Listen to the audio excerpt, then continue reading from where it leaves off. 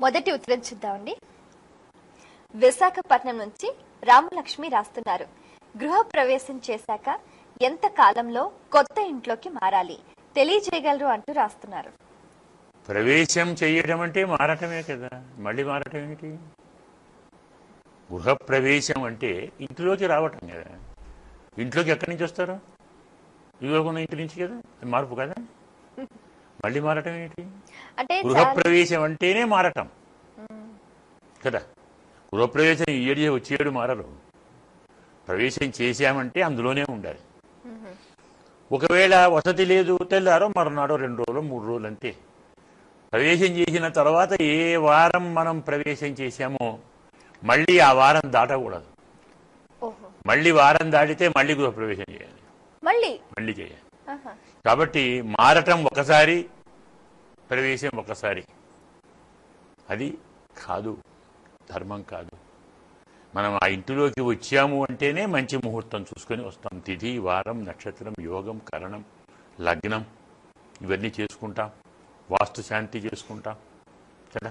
అలా గృహోపకరణానికి గృహశాంతి చేసుకుంటాం. నక్షత్రారాధన, లగ్నారాధన చేసుకుంటాం. అన్నీ చేసుకుని మనం వచ్చి చేసుకున్న తర్వాత మళ్ళీ గృహప్రవేశం అయిన తర్వాత ఆ ఇంటిలో దీపం లేకుండా ఒక్క పూట కూడా ఉండకూడదు. పొరపాటున 3 రోజుల కంటే ఎక్కువ దీపం లేకుండా ఉంటే మళ్ళీ పునః సృష్టి, మళ్ళీ గృహప్రవేశం చేసుకోవాలి. కాబట్టి ఏళ్ళలో, నెలలో, వారాలో మధ్యన వ్యవధి, గ్యాప్ ఇవ్వకూడదు. కావాలంటే 1-2 రోజులు. అది కూడా సాయంత్రం కాగానే ఖచ్చితంగా దీపం పెట్టి ఏర్పాటు చేసుకునే చేయాలి.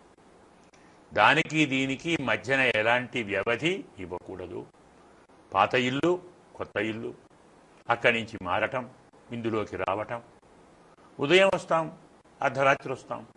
2 రోజుల్లో మనం తక్కువ చేస్తున్నాం. కానీ చాలా ప్రాంతంలో న్యాయ గృహప్రవేశం అనేటువంటిది కూడా 5 రోజులు, 7 రోజులు, 9 రోజులు, 11 రోజుల కార్యక్రమం జరుగుతుంది. అంటే గృహప్రవేశ ముహూర్తానికంటే 10 రోజుల ముందు నుంచి యజ్ఞాలు, పూజలు, పారాయణాలు, వ్రతాలు, ధర్మాలు, నియమాలు, దానాలు ఇవన్నీ జరుగుతాయి. జరిగి 11వ రోజు గృహప్రవేశం అవుతుంది. మరి ఇన్ని పూజలు చేసి, ఇన్ని వ్రతాలు చేసి, ఇన్ని ధర్మాలు ఆచరించి మళ్ళీ ఆ ఇంట్లో దీపం లేకుండా 15 రోజులు, 1 నెల రోజులు, 2 నెలలు ఉంచి మళ్ళీ అందులోకి వస్తామా? వస్తే ప్రభావం పోతుంది కదా.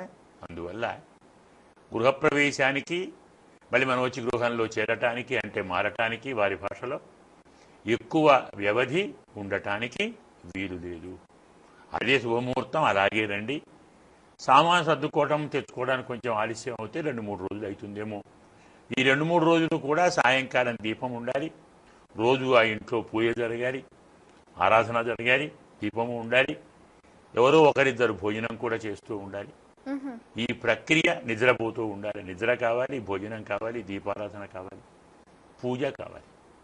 ఇవి లేకుండా గ్యాప్ ఇస్తే మళ్ళీ గృహప్రవేశం అనేటువంటిది మళ్ళీ మొదలు అన్ని చేయవలసి వస్తుంది. కాబట్టి ఎక్కువ గ్యాప్ ఇవ్వకండి, త్వరగా వచ్చి అందులో చేరండి. వచ్చేంత వరకు కూడా కొత్త ఇంట్లో ఉన్నవారు ఏ ఏ కార్యక్రమాలు రోజు చేస్తారో ఇంచుమించు అవన్నీ కొత్త ఇంట్లో జరుగుతూ ఉండాలి, వారు రాకుండా. అంటే వచ్చి ఆ పని చేసి మళ్ళీ వెళ్ళిపోవాలి, ఇబ్బంది ఏదైనా ఉంటే. కాబట్టి ఎక్కువ రోజులు వ్యవధి తీసుకోకూడదు.